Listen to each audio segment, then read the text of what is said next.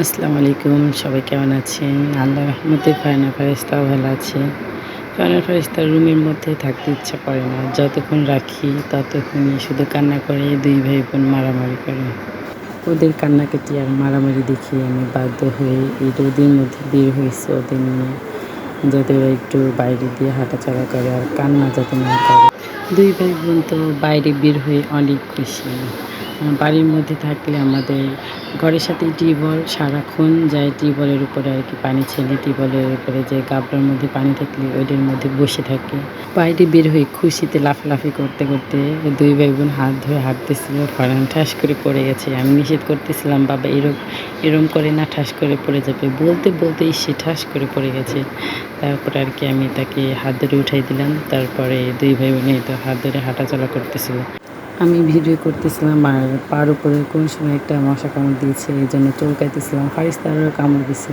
ফারিস্তাকে বলতেছিলাম, ফারিস্তা আমাকে একটু চুলকাই দাও, তো সে আমার পাও আর কি চুলকাই দিল, নিজের পাওটাও চুলকাইলো। দুই ভাই বোন এখন হাত ধরা বাদ দিয়ে দুই দিকে দুইজন হাঁটা শুরু করেছে।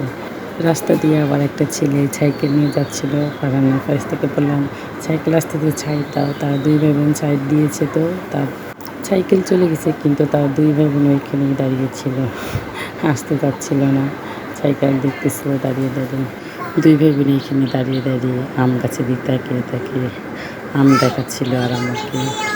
আর ফারহানের কপালে একটা মশা বসছিল, আমি আর কি মার দিলাম মশাটাকে। দুই ভাই বোন হাঁটতে হাঁটতেই তো রাস্তায় চলে আসছে।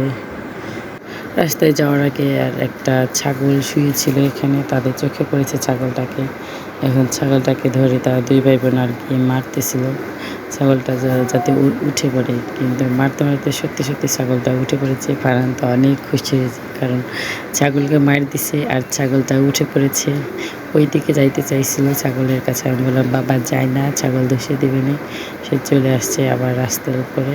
এই তো আমরা এই পাশ দিয়ে ঘুরতে ঘুরতে এই পাশ দিয়ে আর কি আবার চলে যাব এখন আমরা বাসায়। কারণ পাশ থেকে বলতেছিলাম এই দিকে যাও, এই দিক দিয়ে আমরা এখন বাড়িতে চলে যাব। কারণ রাস্তার উপরে এসে অনেক খুশি হয়েছে, দৌড়ে যাচ্ছিল বালির দিকে, বালি ধরতে। আমি বললাম, বাবা বালি ধরলে কিন্তু সেই দিন মার দিছি না, আজকে কিন্তু মার দেবো। বালির ওই জায়গা থেকে আমাদের বাড়ির রাস্তায় আমরা চলে আসলাম, বাড়ি আর ধরতে দিইনি।